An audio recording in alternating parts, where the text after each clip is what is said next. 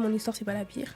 Mhm. J'en ai entendu des vertes et des pas mûres. Les signalements ne sont pas assez bien vérifiés parce qu'il y a des personnes qui signalent des choses, des violences ou quoi que ce soit.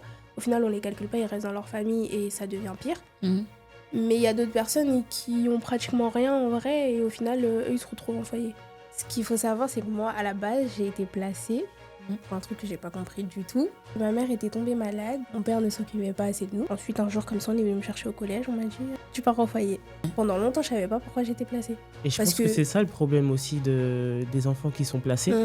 Au niveau de l'explication, comment ça a été dit, comment ça a été expliqué, comment ça a été présenté. Vous étiez un petit peu dispersés à droite à gauche avec tes frères et sœurs.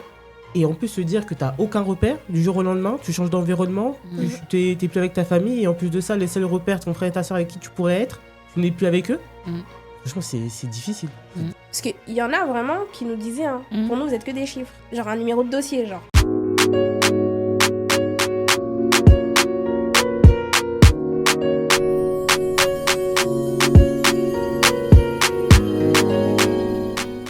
Bienvenue sur le podcast Lève-toi et brille.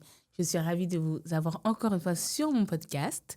Et aujourd'hui, je ne suis pas toute seule parce que vous savez bien que nous sommes dans le mois de la famille. J'ai dédié ce mois, le mois de mai, à la famille. Nous savons que le 15 mai, c'est le mois de la famille. Et j'ai des épisodes spécifiques. Et aujourd'hui, je suis avec Sally et Julia. Elles vont se présenter. Et on a un thème particulier et on va évoquer tout ce qui se passe dans les foyers, autour de l'aide sociale à l'enfance. En tant qu'éducateur, je sais que sur les réseaux sociaux, notamment sur TikTok, beaucoup de jeunes s'expriment sur leur expérience et aussi des éducateurs sur ça. Mais là, on va parler sans langue de bois, sans tabou et avec des vraies expériences. Donc voilà, ça va changer un peu le format. Aujourd'hui, c'est Julia qui va m'interroger. Voilà, on change un peu les rôles. Et Sally qui elle va se présenter. En fait, elle va se présenter et je vais demander à Sally de se présenter et à Julia de se présenter. Mais d'abord, c'est Sally. Alors, moi, je m'appelle Sally, j'ai 25 ans. Je suis actuellement en formation pour être responsable de secteur, dans le secteur d'aide à domicile. Ok. Voilà, et voilà. Et j'habite à Nantes, déménagée pour une nouvelle vie, on va dire, avec mon petit frère, et puis voilà. Ok. Toi, Julia ? Quelle belle évolution. Merci. Ouais, quelle belle évolution. Alors, moi, je me présente. Je m'appelle Julia, j'ai 32 ans et on est proches, hein. Arrête. Donc, je suis éducatrice spécialisée de formation et actuellement, j'occupe un poste de travailleuse sociale dans le secteur de l'insertion et hébergement. Et j'ai beaucoup travaillé dans le secteur de la protection de l'enfance, notamment en MEX, placement à domicile et des prises en charge hôtelières individuelles pour les jeunes majeurs et bien d'autres choses encore. Mais la liste, elle est longue. Et voilà, et aujourd'hui, c'est moi qui vais poser les questions à Virginie. Merci, pour Julia. changer. Ouais, pour changer. Et je tiens à préciser que c'est deux personnes que je connais, parce que je pense que dans ce type de podcast et de thème, on ne peut pas prendre aussi n'importe qui. C'est important de prendre des personnes qui ont de l'assise, comme Julia, parce que ça fait des années ça va faire 10 ans. Parce que c'est en 2016. Ça va faire 10 ans qu'on est diplômé. Oui, qu'on est diplômé. Ouais. Moi, j'ai eu mon premier diplôme à 21 ans. Voilà. Et Sally, elle en parlera. Donc, je suis ravie de les avoir sur le plateau. Je suis ravie qu'elle vienne me soutenir aussi. Et je vais laisser Julia guider un peu l'interview d'aujourd'hui. Alors, pourquoi avez-vous accepté de participer à ce podcast ? Alors, moi, j'ai accepté parce que c'est une de mes anciennes éducatrices, tout comme Julia. Et pour son podcast, je voulais la soutenir et aussi faire part de mon expérience parce que je pense pas avoir eu l'occasion d'en parler. Moi, pourquoi ce thème, du coup parce que ça fait partie de moi, je pense. Et le mois de la famille, je ne voyais pas un autre thème qui me représentait vraiment, tu vois. Le métier d'éducateur, c'est quelque chose d'assez lourd. Psychologiquement, physiquement, ça intervient dans ta vie de famille, dans ta vie perso, dans ta vie pro. Et il faut une certaine stabilité. Et des fois, tu vois, cette phase-là, d'éduc, ou en tout cas de responsable, parce que je suis aussi responsable associatif, on ne le voit pas. On voit que le truc en mode, c'est eux, et déjà les jeunes, ils nous voient comme des policiers, des gens qui ont arraché de leur famille, etc. Mais les gens ne voient pas le côté, en fait, qu'est-ce que nous, on porte et qu'est-ce que nous, on fait surtout. Il y a des résultats. Il n'y a aussi pas de résultats, mais il y a aussi des résultats, en fait, tu vois. Et ça, je voulais le montrer. Je réponds à la question moi aussi ? Ouais. Oui. Tout d'abord pour te soutenir aussi, parce que tu m'avais parlé de ce sujet sur le podcast qui m'a fortement intéressée et qui me touche directement aussi. Quand bien même je ne fais plus partie du secteur de la protection de l'enfance, c'est un sujet qui m'anime énormément. C'est un secteur dans lequel je voulais travailler avant même d'avoir commencé la formation. Et surtout, c'est en MEX, justement, où j'ai appris à être éducatrice spécialisée et à évoluer surtout, à évoluer auprès des professionnels, donc notamment toi, parce qu'on travaille ensemble, et des collègues, et surtout aussi les jeunes qui nous apprennent énormément, c'est important de le dire. Et donc, c'était important pour moi de pouvoir y participer.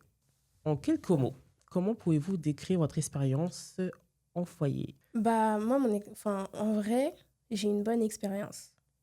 J'ai fait 2 foyers. J'ai fait celui où j'ai connu Julia et Virginie. Et j'en ai fait un autre plus tard pour me préparer un peu à la semi-autonomie, etc. Ce qu'il faut savoir, c'est que moi, à la base, j'ai été placée pour un truc que je n'ai pas compris du tout. Parce que ma mère était tombée malade et on va dire, mon père ne s'occupait pas assez de nous, mon beau-père plutôt. Et donc, l'assistante sociale, il me semble, de l'école a jugé nécessaire qu'on soit placé. Pour moi, ça me dérangeait pas. Je m'occupais de ma sœur et mon frère et pour moi, c'était totalement normal en vrai parce que culturellement, c'est comme ça que ça se passe. Et moi, ça m'empêchait pas d'avoir ma vie de jeune fille. Je sortais quand même avec mes amis, je faisais ma vie, quoi. Et voilà, c'est comme ça que ça a été signalé.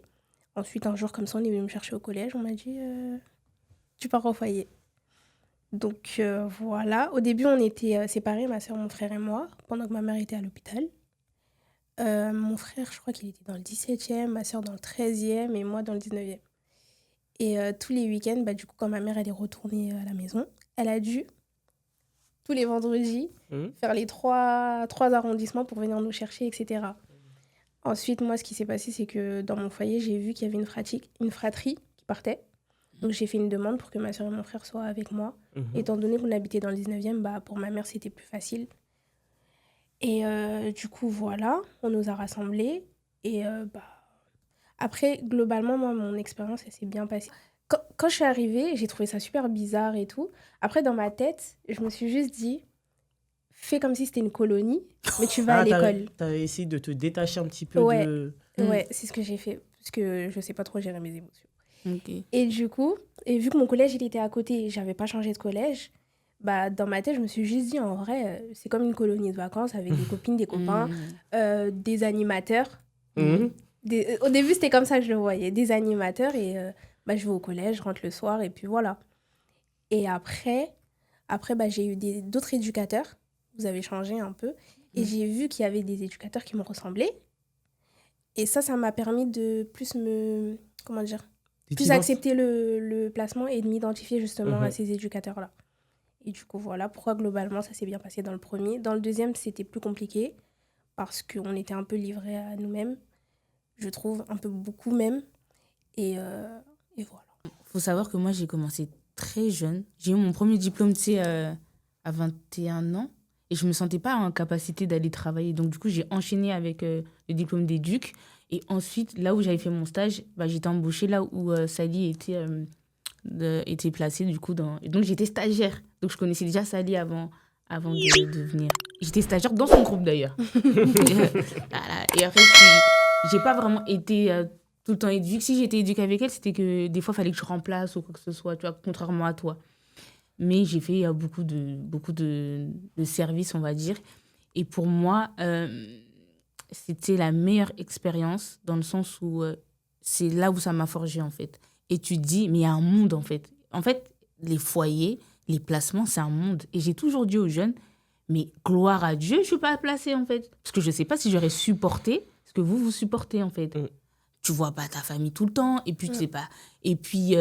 c'est quelqu'un qui dit, vous êtes mineur, de toute façon, forcément, il faut qu'on soit derrière vous. Mais si je mets le côté non pro, et juste humainement, jamais de la vie, en fait. Sally, elle était pendant un long moment sans ses frères et sœurs. Attends, t'es née, t'as grandi avec tes frères et sœurs. D'un coup, c'est violent. C'est une violence. On vient à l'école, on te prend, on t'explique pas. Et des fois, on se rend pas compte parce qu'on est dans le... On est dans le quotidien. On est dans le quotidien, on me l'a pas expliqué, hein. Ouais. Pendant longtemps, je savais pas pourquoi j'étais placée. Quand tu dis longtemps, c'est Genre, quoi? j'étais pendant au moins 1 an. Et pour moi, c'est long. Et je Parce pense que que- c'est ça le problème aussi des enfants qui sont placés. Au niveau de l'explication, comment ça a été dit, comment ça a été expliqué, comment ça a été présenté, comment est-ce que le jeune a bien compris, est-ce que la fratrie a bien compris, pourquoi la fratrie, là, tu dis que justement, vous étiez un petit peu dispersés à droite à gauche avec tes frères et sœurs, mais déjà que c'est violent de se dire d'être placé, et en plus se dire que tu n'as aucun repère du jour au lendemain, tu changes d'environnement, tu n'es plus avec ta famille, et en plus de ça, les seuls repères, ton frère et ta sœur avec qui tu pourrais être, tu n'es plus avec eux. Franchement, c'est difficile. Même le mot difficile, pour moi, il est pas assez fort, justement, pour décrire la situation. Moi, ça va, j'avais genre 14-15 ans. Ouais. Mais mon frère, il avait 2-3 ans. Ah oui, c'est Du jour au lendemain, il se retrouve je sais pas, en fait. perdu. Et Bah d'autant oui, plus, en même vrai. si tu lui expliques même avec des mots simples, qu'est-ce Il qu'un enfant de comprenait rien. 2-3 ans comprend dans cette situation. Mais limite, j'ai déjà eu des discussions là, parce que maintenant, il a 15 ans. Ok. J'ai déjà eu des discussions avec lui, et limite, cette partie de sa vie, lui, il l'a complètement supprimée.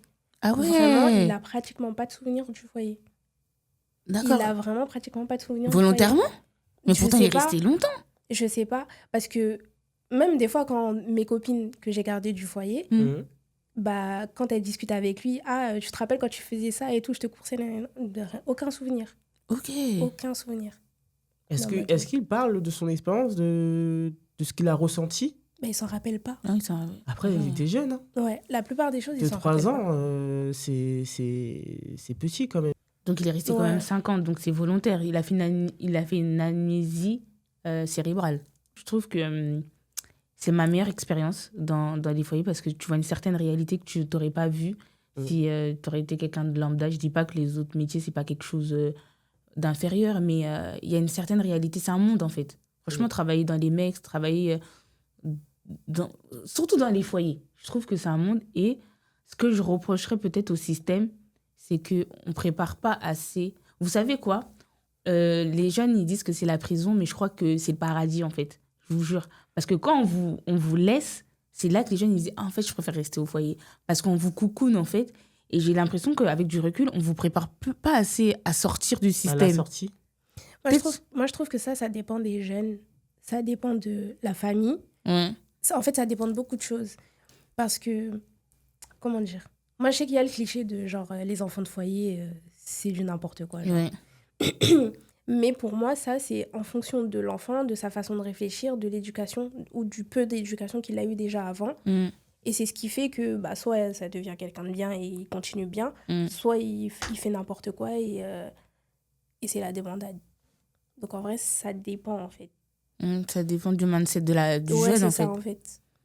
Après, je pense qu'il y a énormément de paramètres à prendre en compte dans ce genre de situation. Donc, mais après, c'est vrai que pour beaucoup de personnes, ça les protège. Peut-être surprotège pour certaines personnes. Et du coup, après, quand ils se retrouvent tout seuls, ils sont en mode qui va m'aider? C'est ça. Il ne faut pas oublier que 75% des jeunes foyers, des jeunes placés en foyer sont à la rue.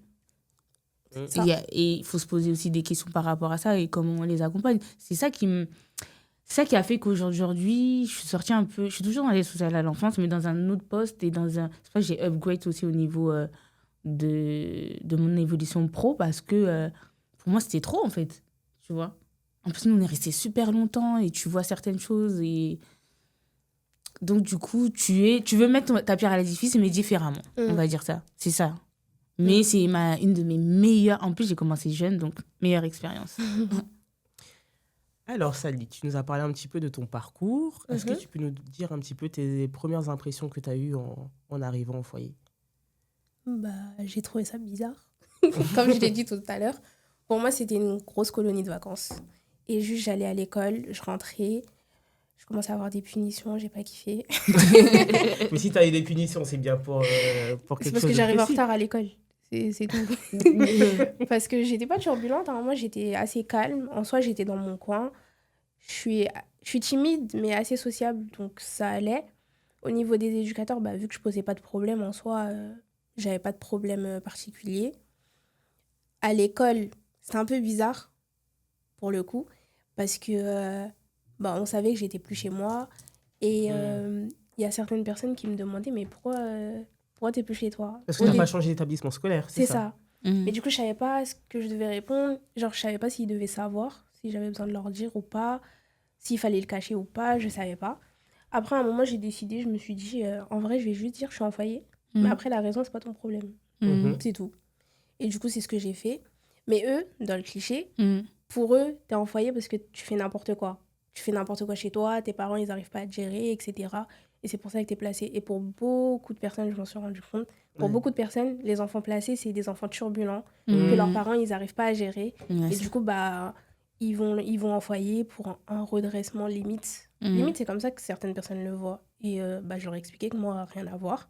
Mais en tout cas, la raison, c'est pas, ça vous regarde pas. Et toi, Virginie, quelles sont tes impressions à ta prise de poste? Moi, c'est différent parce que j'étais stagiaire. Donc, du coup, j'avais déjà vu un peu... j'avais déjà goûté un peu à ça, mais sinon, en soi, j'étais ravie, j'étais contente. C'était une nouvelle expérience. J'avais 24 ans. Aujourd'hui, j'en ai 33. Donc, pour moi, c'était une nouvelle expérience. En plus, j'aimais bien le groupe où j'étais. Et je crois que d'ailleurs, j'ai intégré un nouveau groupe dans l'établissement. Donc, c'était une nouvelle expérience. Maintenant, je devais aussi gérer le fait que les gens, ils ne le voient pas, mais on éduque ces enfants, en fait. Parce qu'il y a des enfants, on les a, ils ont 3 ans. Moi, je suis l'aîné de ma famille, mais j'ai eu un enfant, il avait 3 ans. Il fallait lui changer les couches, etc. Et j'étais avec des hommes en plus, ça ne savait pas faire ça, ils n'étaient pas encore papa, etc. Donc, en fait, il y a une organisation limite familiale. En fait, on ne se rend pas compte, mais les foyers, c'est une famille. Enfin, peut-être t'en parleras plus, etc., en profondeur, mais tu dois comprendre qu'il y a un système qui se font chez ces jeunes-là, ça devient une famille.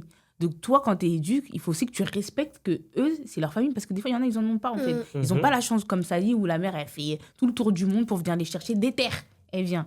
Il y en a, non, elle ne calcule pas. En fait, c'est pas mon enfant, en fait, tu vois. Et par derrière, tu dois faire quoi? Tu vas voir ta tourette, tu vas voir, je suis là, vas-y, madame Intel, elle ne veut pas prendre son enfant, vas-y. Qu'est-ce que je lui dis? Et là, tu dois te préparer. Tu vas aller en face de l'enfant et tu vas lui dire, ta mère, elle ne veut pas te prendre. Tu vois?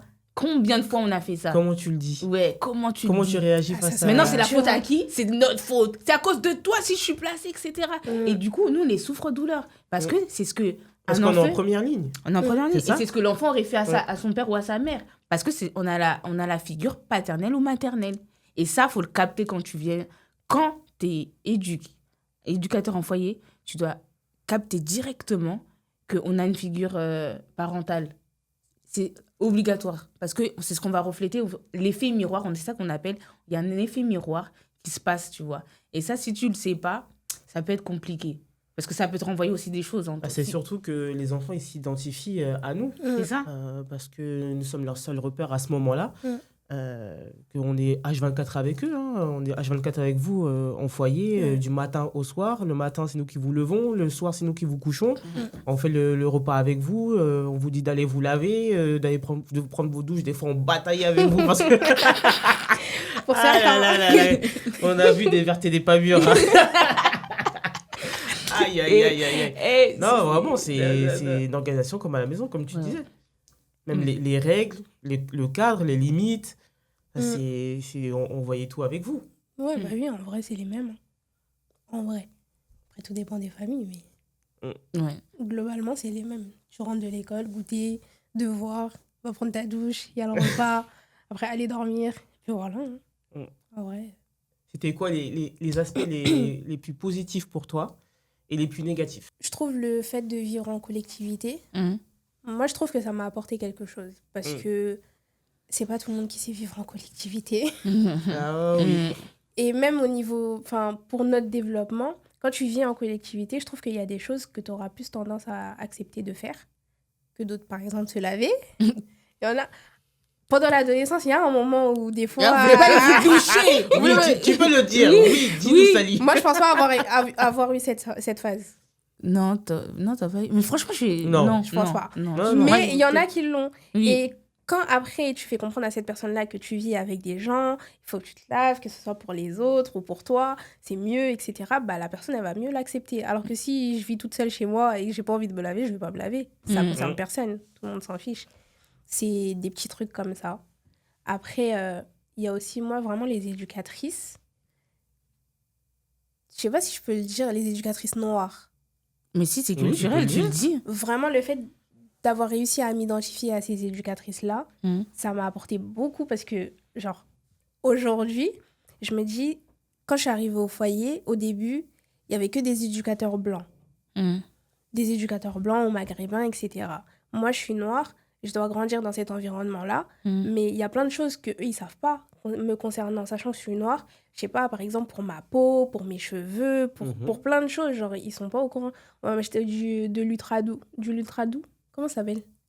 Le shampoing, là. Ultra doux. Garnier, hein? Oui, voilà. On va m'acheter ça pour me laver les cheveux, alors que bah, ça correspond pas du tout à mon type de cheveux, ou même pour faire mes soins de cheveux. Pour les autres, il y en avait. Et en vrai, il y avait des soins, il y avait des masques, il y avait tout. Mais pour nous, en soi, il n'y avait pas ce qui était adapté à nous. Et ça, bah, par exemple, moi, ça m'a beaucoup aidé parce que j'ai eu une éducatrice qui s'appelait Fatou et Kumba aussi, qui nous ont appris à prendre soin de nos cheveux, à aller acheter des huiles qui nous correspondaient, à créer nos soins toutes seules, etc. Et vraiment, bah, je l'ai gardé ça, pour le coup. Et bah, je trouve que c'était déjà une très bonne chose, genre. Okay. Oui, parce qu'il faut savoir qu'en foyer, les éducateurs, ils donnaient quand même un minimum de produits d'hygiène. Oui. Donc, c'était la crème, du gel douche, dentifrice, brosse à dents, etc. Oui. Et c'est vrai que c'était des produits d'hygiène type. Oui, basique. Et que forcément, ça ne va pas forcément à tous les types de cheveux. Et du coup, toi, effectivement, le fait qu'il y ait des éducatrices noires sur lesquelles tu as pu t'identifier, du coup, ça t'a aidé à réfléchir à comment prendre soin de tes cheveux, Franchement, par exemple. Bah même, j'aimais pas mes cheveux. Rien que ça, j'aimais pas mes cheveux à la base. Kumba, elle m'a emmenée chez le coiffeur. Alors là, ce jour-là, je voulais la tuer, vraiment. Oui. Il y avait Virginie aussi. Il y avait Virginie. Alors elle, les deux, elles m'emmènent. Hein. C'était Mix Beauty. Voilà, je me rappelle. C'est pas elle va se faire un petit soin des mains ou des pieds, je sais pas. En tout cas, elle est partie se faire masser quelque part. Kumba, elle est là. Kumba, elle est juste derrière moi. Moi, je suis là. Bah, du coup, je suis en face du miroir. La coiffeuse, elle est là. Elle coupe mes cheveux. Parce que mes cheveux étaient défrisés. Elle coupe mes cheveux et tout. Mais on t'avait prévenu? Non. Oui. Hein? C'est ça aussi la problématique. problématique. Est-ce que les éducateurs, ils préviennent? Non, on m'a dit qu'on allait couper mes pointes. Oui, on a coupé les pointes. Quoi? Elle m'a coupé ça de cheveux. Ça. Je me suis dit, non. Je vais rentrer comme ça, là. En plus, après, la coiffeuse, elle est là, elle me fait un brushing, elle me fait des boucles et tout. Je me suis dit, mais attends. Quel est le projet? C'est quoi ça? C'est quoi cette coiffure? Dès que je suis sortie du coiffeur, j'ai attaché mon foulard. Kumba m'a dit, mais ça se fait pas ce que tu fais devant la coiffeuse et tout. Tu t'attaches ton foulard et tout. J'ai dit, mais j'aime pas. C'est moche. J'aime pas. Je vais attacher mes cheveux. Mais au final, je la remercie parce que du coup, mes cheveux, ils ont super bien poussé. Du coup, j'ai adopté sa façon de faire, on va dire, pour faire les soins pour les cheveux, etc. Maintenant, bah, je kiffe. Je kiffe mes cheveux. Bon, c'est parti de quelque chose de négatif à quelque chose de positif. Oui, en soi. Ouais, c'est ça. Et du coup, tu vois, on en rigole, mais tu sais, des fois, il y a la quête identitaire dans les foyers. Ouais. Franchement, je crois que c'est une des problématiques que les jeunes ont, c'est la quête identitaire. Et franchement, il faut le travailler parce que ça rentre aussi dans l'adolescence. Et ce qu'on voulait travailler avec... je me souviens, dès qu'elle a parlé de mix, je me suis dit, comment s'est regardé, j'ai dit, gère ta jeune. Hein. Ah, là, moi, je suis en train de me faire masser, là, et on voulait rigoler, mais... Pour elle, c'était important parce qu'on travaillait sa quête identitaire et l'acceptation de soi. Et c'est l'âge où les jeunes filles, les petites filles noires, elles n'aiment pas leurs cheveux, en fait, clairement, tu vois. Et on ne va pas se mentir, quand il n'y a pas de personnes noires, il y a des petites filles, des jeunes filles avec cheveux crépus, des fois, on ne sait pas les gérer. Elle a eu la chance de nous avoir. Mais pour nous, c'était important que aime-toi. Si tu t'aimes pas, personne t'aimera plus que toi, tu t'aimes, en fait. Et ça passe par les cheveux, ça passe par la peau, ça passe par le corps. La sexualité, je sais que Kumba, elle va me revendre sur ça, mais tu sais, quand tu es éduque, c'est pas oublie tes valeurs, etc., mais adapte-toi aux valeurs. C'est-à-dire, peut-être tu parles pas de sexualité avec tes parents, mais si tu es au travail, tu vas parler de la sexualité. Tu dois en parler. Tu dois. Même Kumba, elle est devenue spécialiste. Elle est devenue spécialiste. Elle a dit, je dois parler, je parle, etc. Ah oui. Tu dois parler de la sexualité, tu dois parler des transgenres. Parce que maintenant, il y a aussi cette chose-là qui rentre aussi dans les voyers. Il y a beaucoup de thèmes, tu vois, que tu dois... Tu ne peux plus t'arrêter sur certaines choses que tu aurais pu parler en off, tu vois, entre amis.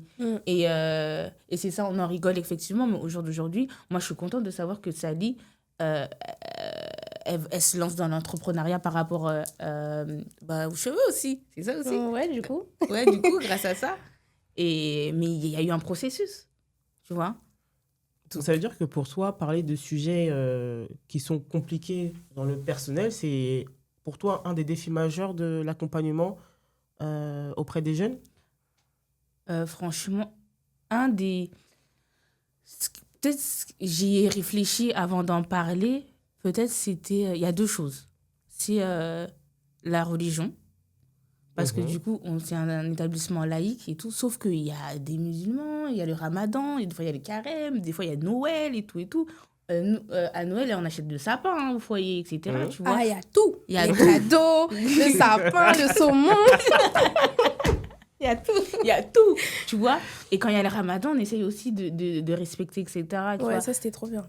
De respecter ça, tu vois. Parce que dans les autres foyers, il n'y avait pas de ça. Hein. Ouais. Ceux qui voulaient jeûner ou quoi que ce soit, il y avait c'est pas faut vous de... débrouiller, tu vois. Ah oui, et ça dépend sur qui tu tombes aussi. Nous, ça y avait dépend des des petits éducateurs, repas. ça dépend aussi de comment la direction voit les choses la vision, par rapport à tout ça. Ouais, c'est vrai. En tout cas, nous, on avait, heureusement pour nous, on avait en tout cas cette autorisation-là de pouvoir se permettre de pouvoir vous accompagner lorsque les personnes voulaient jeûner, que ce soit pour le carême ou pour le ramadan ou pour d'autres choses. Il n'y avait pas de séparation. Je ne sais plus si c'est sur mon foyer, mais on fait même des accompagnements à l'église. Hein. Je ne sais plus qui allait aller. Enfin, il y a... C'est pas... Si. On faisait des accompagnements. Il y avait une jeune. Ouais, une jeune. Oui.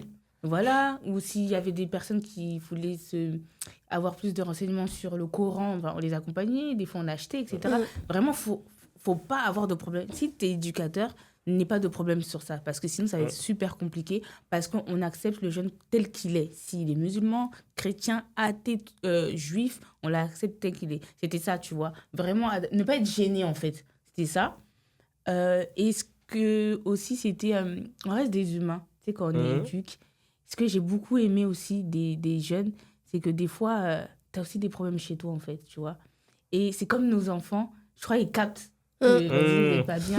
Et ils ont toujours... Quand tu es triste, il y aura toujours un jeune qui va venir te faire quelque chose.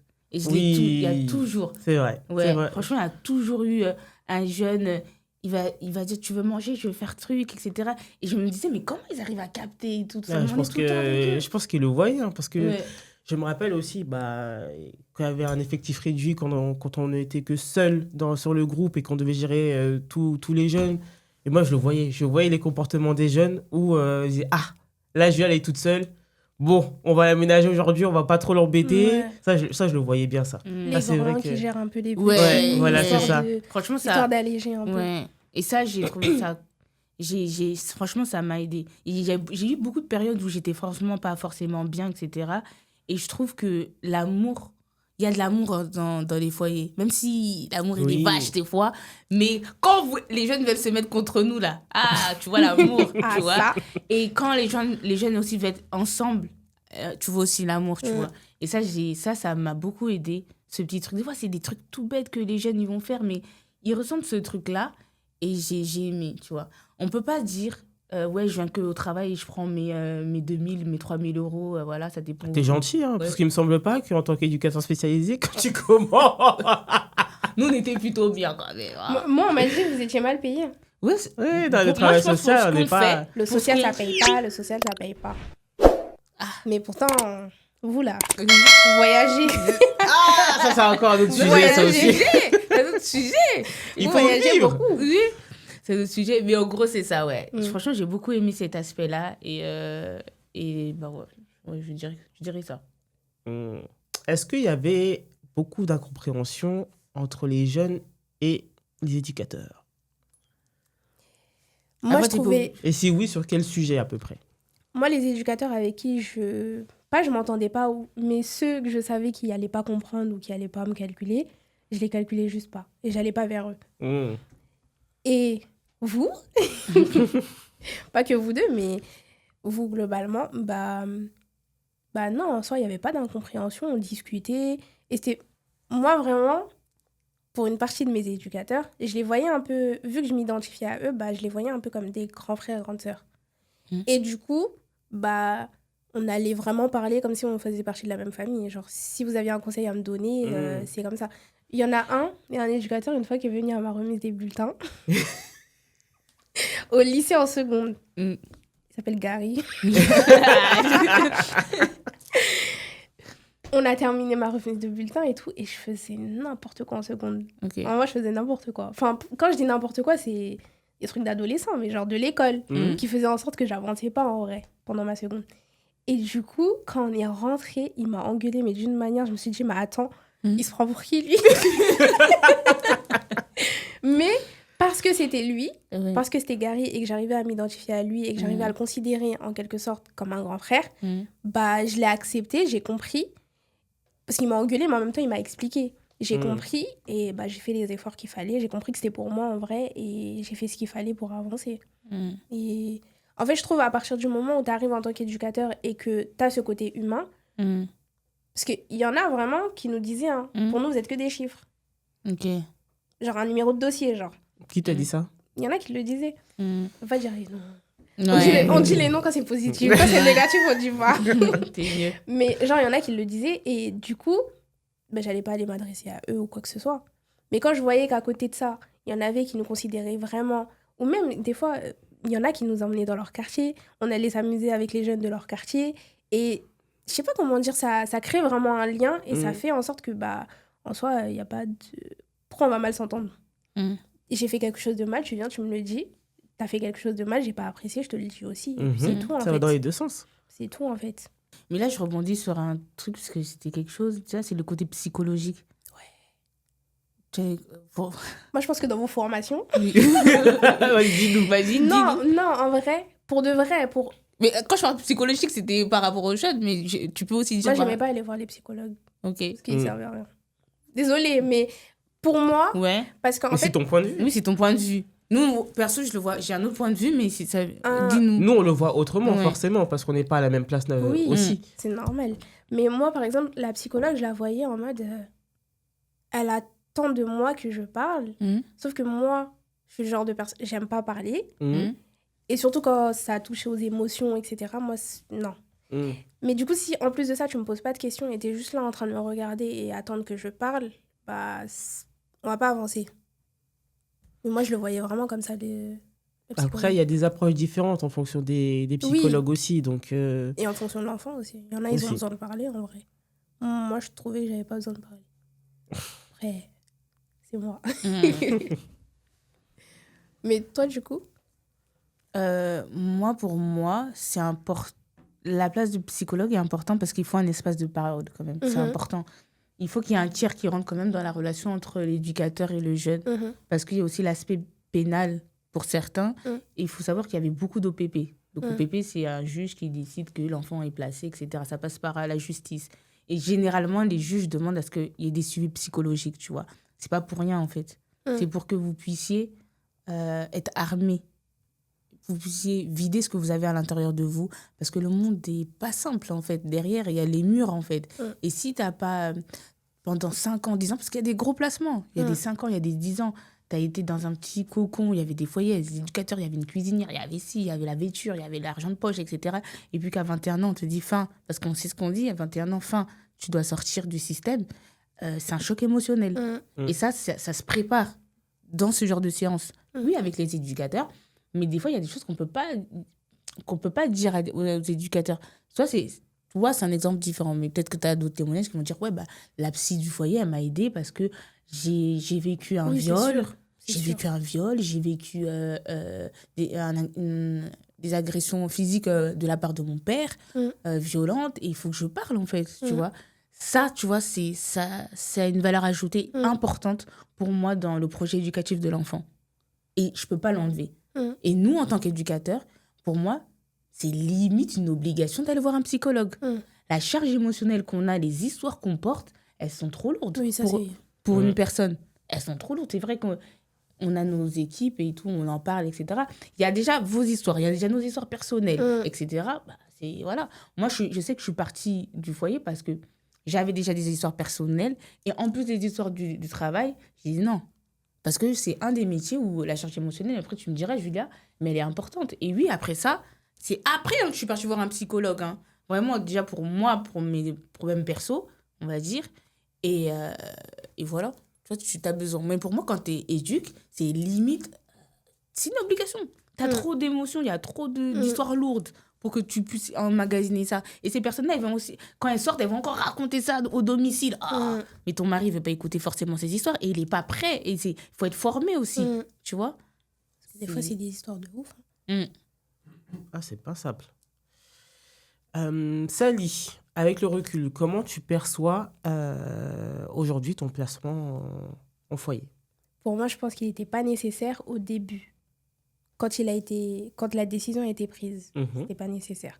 Après, comme tu disais tout à l'heure, moi j'ai été victime de violence. Donc, à ce moment-là, oui, ça m'a beaucoup aidée. J'ai arrêté d'aller à la maison, j'ai arrêté, je suis restée au foyer. Ça m'a un peu perturbée, mais au final, ça m'a protégée. Ça m'a protégée. Mais après ça encore, quand j'ai changé de foyer, je me suis retrouvée dans un foyer de semi-autonomie. J'avais l'impression que les éducateurs ils ne servaient pas à grand-chose et limite, je sollicitais mes anciens éducateurs. Je me suis dit, en vrai, pourquoi continuer ? Genre, ça ne sert plus à grand-chose. Genre. Mais sinon, globalement, que c'est une bonne chose pour beaucoup de gens parce que moi, mon histoire, ce n'est pas la pire. J'en ai entendu des vertes et des pas mûres. Par exemple, quand j'allais en colonie, il y a une colonie qu'on faisait beaucoup où on se retrouvait avec que des enfants placés pratiquement. Et des fois, entre filles, par exemple, on allait se retrouver dans une chambre le soir et on allait discuter. Et il y en a qui racontaient leur vécu et tout. Et c'était vraiment des trucs de fou. Moi, je me disais, à côté de ça, moi, tranquille en vrai. Moi, ça va. Et pour elles, pour ces personnes-là, par exemple, là, pour le coup, le placement, il est totalement justifié, en fait. Donc, en soi, en fait, ça dépend. Je trouve que les contrôles, les signalements ne sont pas assez bien vérifiés parce qu'il y a des personnes qui signalent des choses, des violences ou quoi que ce soit. Au final, on ne les calcule pas, ils restent dans leur famille et ça devient pire. Mais il y a d'autres personnes qui ont pratiquement rien en vrai et au final, eux, ils se retrouvent en foyer. Donc, c'est pas trop... Comment dire ? Faut mieux peser le pour et le contre pour placer les enfants. Parce que du coup, il y en a des fois, ça les détruit au final. Alors qu'ils étaient assez bien. Je rebondis parce que ça veut dire que tu penses remettre en cause le système. Toi qui es un enfant du système. Franchement, oui. De l'ASE ? Ouais, du système. De l'aide sociale à l'enfance, oui, totalement. Parce que l'aide sociale à l'enfance, que ce soit en foyer ou... il y a des placements aussi dans les familles. Des enfants qui sont dans leur famille, mais des éducateurs qui passent de temps en temps, etc. Ou ceux qui sont en famille d'accueil. Il y en a qui vivent des trucs de ouf, même en famille d'accueil, alors qu'ils sont censés être protégés. Et pour moi, c'est pas logique, c'est pas normal. Et même quand ils vont le signaler, au final, ils restent au même endroit et puis il n'y a rien qui change. Et pour le coup, c'est qu'il y a un problème dans le système en soi. Et même au niveau des aides, après, je trouve que les éducateurs, quand tu arrives vers l'autonomie, souvent, on t'emmène vers la voie du travail en vrai. On va moins t'emmener vers les études, les longues études, etc. On va plus t'emmener vers un CAP, un truc comme ça pour que tu aies de l'argent vite en soi et que tu puisses t'en sortir vite en fait. Sauf que pour certaines personnes, c'est pas le mieux. Donc ça fait qu'au final, ces personnes-là, elles se retrouvent perdues et puis dans la merde, on va dire. En vrai. Parce qu'après, c'est vrai que vous êtes protégés jusqu'à vos 18 ans. Et qu'après, techniquement, le système de la protection de l'enfance, de l'aide sociale à l'enfance ne fait plus effet, sauf s'il y a effectivement un contrat jeune majeur. Contrat jeune majeur qui peut aller jusqu'à 21 ans. Je dis bien qui peut, parce qu'effectivement, ça peut s'arrêter à tout moment. Et effectivement, je pense que dans ce genre de situation, on emmène souvent les jeunes à aller vers des sortes de filières, même si ce n'était pas forcément une ligne directrice, mais on essaye vraiment de vous amener à pouvoir vous débrouiller seul très vite.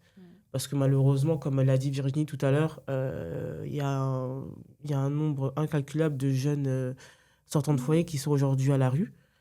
Et c'est trop énorme et on veut éviter cela, en fait. Et malheureusement, il n'y a pas forcément d'aide que vous pourrez avoir d'office en sortant de foyer. Donc, de suite, effectivement, c'est autonomie plus. Et là, on essaie de vous aider à vous débrouiller le plus possible seul pour que vous puissiez vous en sortir par la suite. Mais c'est pas simple. Je pense qu'il y a des choses à questionner, il y a des choses à revoir. C'est ça, en fait. Mais... Parce que le système du contrat jeune majeur, moi, je trouve que c'est une bonne chose en soi. Mais moi, de mon expérience, à mes 21 ans, je ne savais pas que fallait faire la feuille d'impôt, fallait faire... pour faire une demande de logement, il fallait peut-être passer par le DALO, etc., des trucs comme ça et tout. On n'était pas au courant. Genre, et pour moi, c'est pas normal parce qu'à ce moment-là, à partir des 18 ans, vu que le but, c'est de me laisser seule après, bah en soi, faut m'apprendre tout ça pour que moi, je puisse m'émanciper et du coup, partir de moi-même. Même s'il faut avant les 21 ans en soi. Mais quand on sait pas tout ça, bah, c'est plus compliqué. Et du coup, quel impact ça a eu sur le développement, sur ton développement personnel et professionnel? Bah, du coup, je suis dans le social, médico-social. Un petit pied dans le social. Mais j'ai pensé à faire éducatrice. Après, moi, je suis plus dans le médical, en vrai. Dans l'aide, toujours, dans l'humain, parce que bah, c'est ce que j'aime. Et même avant le foyer, en soi, c'est ce que je voulais faire. Et personnellement, je suis beaucoup dans l'aide, mais beaucoup trop. Et des fois, je me fais avoir. Mais... et aussi par rapport à ma confiance en moi. Je sais pas si c'est le foyer, mais les points que j'ai évoqués tout à l'heure, moi, je sais que ça m'a aidée. Après, je sais pas si c'est que ça, mais j'ai vraiment confiance en moi. Timide, etc. Mais j'ai confiance en moi en tant que femme et femme noire. Bah, je me sens bien personnellement. Genre, une personne elle va venir, elle va me dire « Tu es vilaine ». Je vais la regarder. Ok, merci. Je trace ma route, en fait. Parce que je m'en fiche. Et il y a le foyer et il y a aussi mon éducation avec ma mère et l'exemple de ma mère en soi, qui fait que bah, moi, personnellement, je sais que je suis une femme qui se débrouille très bien toute seule, qui est débrouillarde. Si je dois aller chercher de l'aide, je sais où aller chercher de l'aide. Je vais faire en sorte de me donner les moyens, en fait, d'arriver à ce que je veux. Quel conseil donneriez-vous aux jeunes placés en foyer pour mieux vivre cette expérience? Moi, je pense qu'il faut parler. Parce qu'il y a la psychologue à qui on peut parler, mais je pense que c'est plus facile de parler à un éducateur. Parce que moi, quand j'ai été victime du coup, de mes violences, j'ai eu plus de facilité à parler à mon éducateur référent qu'à aller voir la psychologue. Parce que la psychologue, je la connais pas en fait. Elle vit pas avec moi au quotidien, c'est pas pareil. Pour moi, c'est juste une inconnue à qui je vais raconter ma vie et alors elle va faire quoi en fait? Ça va rien changer pour moi. Alors qu'en parlant à cet éducateur-là, je savais que lui, de base, parce qu'après, je l'ai compris, je savais que lui, de base, il était là pour me protéger. Et donc, si je lui parlais à lui, ça allait changer les choses. Donc, moi, je pense qu'il faut parler. Quand, en tout cas, on est dans l'adolescence, après, ça dépend des foyers et de l'équipe éducative, il faut réussir à s'identifier à quelqu'un. Avoir un modèle, en fait. Ouais, pour son évolution. Parce que sinon, c'est trop dur, en vrai. Surtout en tant que noir. Ou maghrébin, ou je sais pas. Mais on est en France, donc... en tant que blanc, ça va. Mais, ouais, parler, en vrai. Parler, communiquer, c'est un truc que j'apprends encore aujourd'hui, parce que je ne sais pas communiquer. Mais non, en vrai, je pense que c'est important. Et bah, en tant qu'éducateur, ce serait bien de nous apprendre à communiquer. Et nous, en tant qu'enfants, il faut qu'on comprenne qu'en vrai, il faut communiquer. Il faut qu'on se laisse... ce luxe-là de parler. Parce qu'il y en a, en vrai, dans leur famille, ils n'ont pas ce luxe-là. Donc, quand ils arrivent au foyer, bah, ils continuent comme ça. Ils sont en mode, bah, non, ça ne sert à rien que je parle, ça ne va rien changer, etc. Mais si les éducateurs arrivent à nous rassurer sur ce point-là, on parlera plus et même, ça nous permettra d'avancer peut-être même plus vite dans notre vie et de s'émanciper et de partir plus vite. Et toi, Virginie, qu'est-ce que tu dirais aux professionnels qui les accompagnent? Faites-vous accompagner. Faites-vous accompagner psychologiquement. C'est important. Je l'ai compris juste après mon burn-out de l'établissement, du coup. C'est important de lâcher prise. En fait, il faut vraiment lâcher prise. Gardez vos valeurs. Moi, j'ai une valeur, c'est la justice. De toute façon, tous les jeunes, ils savent. Moi, c'est la justice. La justice, etc. Il faut être juste avec les jeunes. Il faut les comprendre. Il faut avoir de la compassion pour les jeunes. C'est pas simple. Moi, combien de fois, je vais le redire, j'ai dit, je suis désolée pour toi. J'aurais pas aimé être à ta place. Et franchement, c'est sincère, vraiment. Mais en fait, comme Julia l'a dit, on doit te préparer à la sortie. C'est une réalité, en fait. Et donc, du coup, il faut que tu t'alignes à ton projet. Il faut que tu sois... Pour que ce soit plus facile, en tant qu'éducateur, il faut dire à l'enfant, implique-toi dans ton projet. Si tu t'impliques, ça va aller plus simple. Mais si tu te laisses imposer les choses, c'est comme dans la vie de tous les jours. Si tu laisses les gens imposer leur mindset sur toi, tu vas vivre leur mindset. Donc, tu ne vas pas vivre ta vie. C'est pareil. Si tu veux sortir de cette... parce que pour eux, c'est une galère, c'est une prison, c'est tout ce qu'ils disent. Bah, sors de la prison. Ouais, sors de la prison. Il faut sortir de la prison, tu dois l'attraper. Donc, du coup, c'est ça.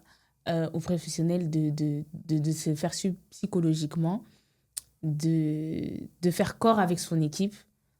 Je sais que des fois, c'est un peu compliqué d'être dans une équipe éducative, etc. Mais si nous, on ne fait pas corps, les jeunes le verront. Et donc, du coup, vont détruire tout le travail que vous avez mis en place. Et franchement, c'est trop compliqué de reconstruire, déconstruire, etc. Et ça prend beaucoup d'énergie. Et surtout, n'oubliez pas que derrière le foyer, vous avez une famille. Vous avez des lobbies. Nous, on aime voyager. C'est-à-dire qu'on a voyagé avec Julia. Elles ont enjoy. Oui, on a enjoy. On a enjoy notre jeunesse. C'est important. Et puis, c'était dans notre jeunesse qu'on a commencé.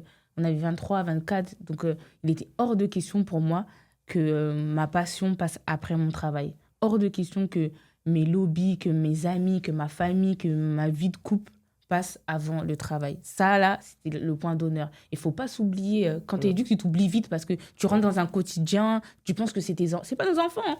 Ce n'est pas nos enfants. C'est des personnes qu'on doit accompagner. Fin du game. Et ça, il faut vraiment l'intégrer parce que du coup, on se perd. Si tu devais donner un conseil, ce que tu en as ressorti du foyer, même si tu ne travailles plus dans l'aide sociale à l'enfance? De prendre du recul, surtout.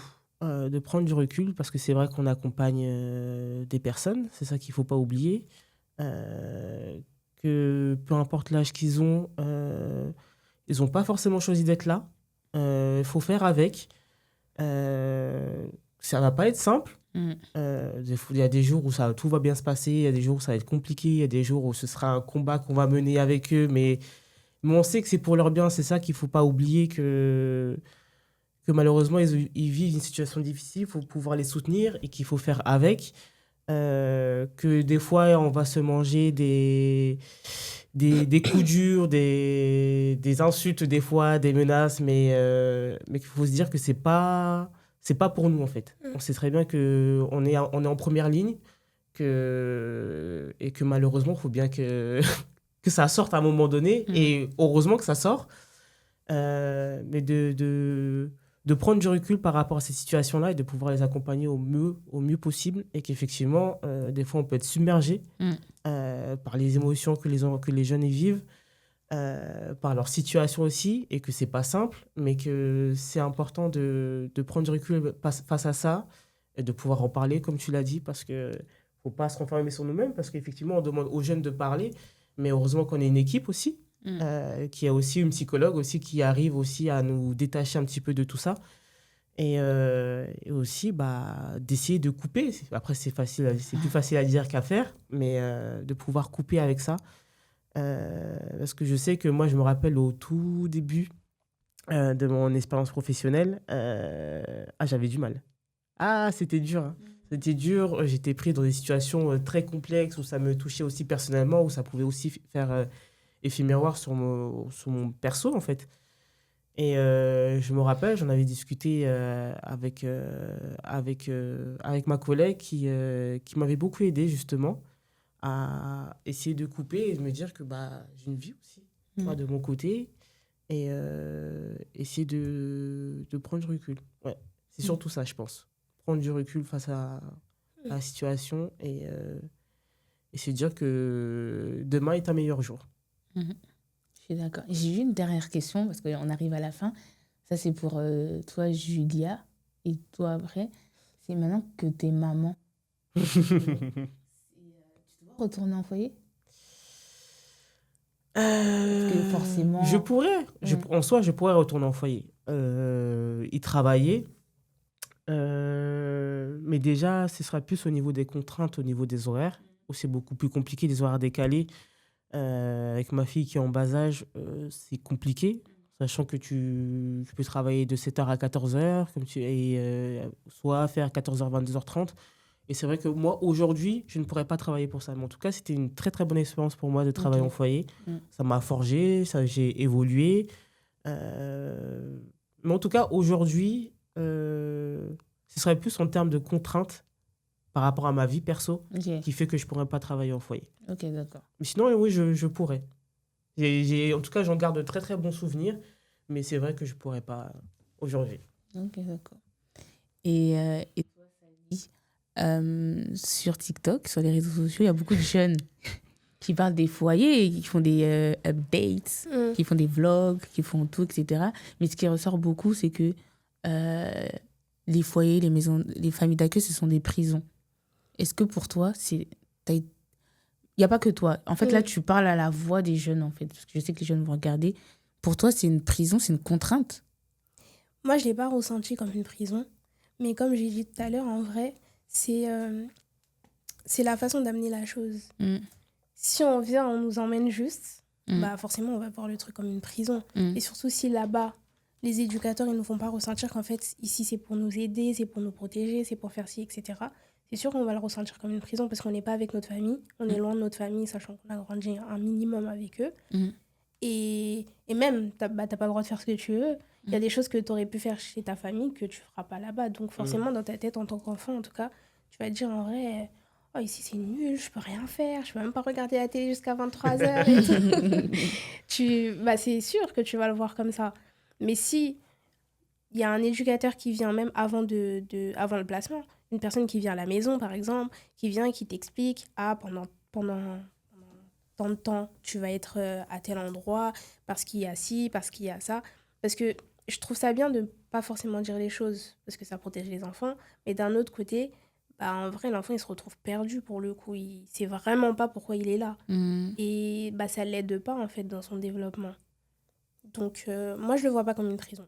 Mais je sais qu'il y a beaucoup de gens qui le voient comme une prison, parce qu'on ne leur a pas amené la chose d'une bonne manière. Ok, c'est une des raisons, en tout cas. J'ai une question. Oui. Et vous, en tant qu'éducatrice, dans votre développement, en tant que femme aussi, qu'est-ce que ça vous a apporté de vraiment travailler avec de l'humain et d'être aussi proche d'enfants qui ont eu des situations difficiles? La patience. Ouais. C'est important. J'ai énormément travaillé ma patience, moi, personnellement. C'est obligatoire. Des fois, c'était dur. Des fois, c'était très dur. Mais travailler ma patience, ma confiance en moi aussi. Parce qu'on vous inculque aussi certaines valeurs. La confiance en soi, chose que moi, je sais qu'au début, je n'avais pas forcément confiance en moi non plus. L'estime de soi aussi, c'est important. Parce que comment on peut inculquer des choses alors que pour nous-mêmes, on ne les a pas. Dans mon développement personnel, qu'est-ce que je peux dire d'autre aussi? En tout cas, c'est les 3 choses principales que j'ai appris. Que j'ai évolué aussi avec le temps. Et aussi la communication. Parce qu'on parle beaucoup de communication, on demande aux jeunes de parler. Mais je pense aussi dans ma vie personnelle, j'ai compris aussi que la communication était importante, de parler de ses émotions, de savoir accueillir les émotions, d'être attentive à ça et de savoir qu'est-ce qu'on en fait aussi. C'est surtout ça. Moi, je dirais que nos actes sont à l'image de qui nous sommes. Ça veut dire que j'ai appris que je ne vis pas toute seule, en fait. Et que nous, devant nous, on a des exemples. Enfin, il y a des personnes qui nous prennent comme exemple, comme modèle, comme tu l'as dit, et qu'on ne peut pas faire ce qu'on veut, tu vois. On ne peut pas s'habiller comme on veut, déjà de une. Il y a des attitudes qu'on ne peut pas avoir, il y a des langages qu'on ne peut pas avoir, etc. C'est que tu dois savoir que tu as un modèle. Quand tu rentres au foyer, peu importe où tu es, sache que tu es un modèle pour ces jeunes-là et ils vont pas t'oublier. Hein. Ils vont bien retenir qui t'es, ton prénom, etc., dans le bien comme dans le mal, etc. Donc, avoir une attitude, un certain charisme, une certaine aura pour pouvoir bien aussi les accompagner, tu vois. La patience, effectivement. Après, moi, je suis très patiente. Voire des fois trop patiente, mais je suis patiente. Franchement, ça m'a permis de travailler ça. Et beaucoup la communication. Moi, je suis une personne et je peux bien enfuir les choses et je ne vais pas parler. Tu vois, mais c'est moi qui vais revendiquer. Non, mais c'est la communication. Mais moi aussi. Moi aussi. Oui, je vais accumuler parce que je suis super patiente et tout, tu vois. Et après, tu pètes un plomb. Ah ouais, et après, je pète le plomb. Et quand tu pètes un plomb, c'est pas bon. Et c'est pas bon. Moi aussi. Et c'est pas bon. Et Tout moi, pareil. j'ai un trait de caractère qui est colérique. Ça veut dire que je fais celle qui va moins s'énerver, qui va à la détente. Après, je suis à la détente, moi. Mais le jour où je le fais, c'est problématique. Et ça, ça m'a appris beaucoup en étant avec... c'est ça. Et d'où pourquoi aussi j'ai décidé de prendre le temps de prendre soin de moi. Je parle beaucoup de self-care et tout, de prendre soin de soi, de faire des massages, en fait, tout ce qui est entré avec la beauté intérieure et extérieure, c'est important. Ce qui te fait du bien, en fait. Ouais, qui me fait du bien. Ça, en tant que femme, ça a travaillé, tu sais, mon énergie féminine, en fait, tu vois. Parce que quand tu es une femme et tu es en foyer, tu adoptes vite l'énergie masculine. Tu n'as pas le choix. Des fois, tu n'as pas le choix. Tu es devant quelqu'un, là, tu dois adopter. On n'est pas des hommes, en fait. Tu vois, on est des femmes et ça, il fallait qu'on le garde aussi. Ça aussi. Et voilà. Et moi, j'ai la chance, ça va être le mot de la fin, parce que sinon, on va rester 2 heures. Ça va être, j'ai eu de la chance de travailler avec mes amis. Mais vraiment, mais je crois que si j'aurais pas eu Julia, j'aurais pas eu Kumba, là, je peux dire les noms, tu vois. J'aurais pas eu Kumba, j'aurais pas eu Nakati, j'aurais pas eu Gary, j'aurais pas eu même Ladji, tu vois. J'aurais pas eu toutes ces personnes-là, Marie, oh là là, toutes ces personnes-là, j'aurais pas été la femme que je suis, en fait. Parce qu'elles ont toutes été des puzzles de ma vie, tu vois. Que ce soit personnel, j'ai pleuré. Des fois, je venais au taf, je pleurais devant Julia. Je dis, Julia... Et c'était même pas par rapport au taf, mais t'as pas le choix de venir parce qu'ils t'attendent, ces jeunes, tu vois. Ils ont besoin de toi. Et ils ont besoin de moi. Et c'est réel, hein. Ces jeunes ont besoin de moi. Et toi, tu dois venir. T'es là, t'es déter. Un jour, Julia, elle m'a dit, rentre chez toi, tu te mets en arrêt. Et je suis rentrée chez... Je crois que c'est la première fois que je me mettais en arrêt. Et je suis rentrée chez moi parce que j'allais pas bien, tu vois. Il faut savoir décrocher. Il faut savoir arrêter. Il faut savoir partir aussi.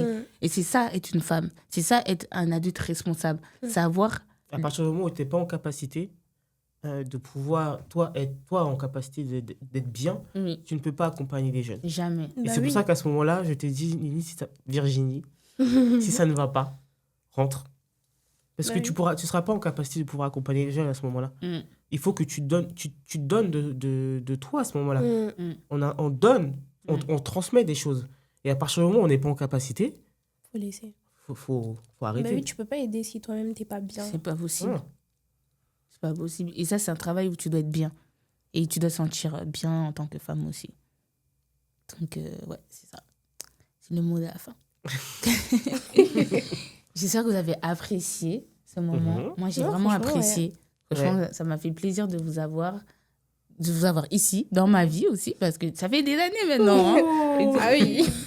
10 ans au moins, là. Ouais, 10 ans. Et moi, plus. Oui, elle te supporte depuis. plus. Et je suis contente et tout. Et je fais et c'est pour tous les éducateurs qui nous verront, pour tous les jeunes aussi qui nous verront, ceux qui sont placés et non placés ou ils sont sortis du système. C'est le début. Il y a le début, il y a la fin de toute chose, en fait. Il y a le commencement et la fin. Et toute chose est bonne, en fait. C'est juste qu'il faut attraper sa vie pour s'en sortir et lever et briller. Donc, voilà. Il faut savoir en retirer le meilleur. Toujours. Comme ça dit. Donc, merci. C'était le dernier épisode du mois de la famille. On se retrouve au nouvel épisode. N'oubliez pas de liker, partager, commenter, activer la cloche pour s'abonner. Et on se dit à très bientôt. Relève-toi et brille. Bye bye. Merci.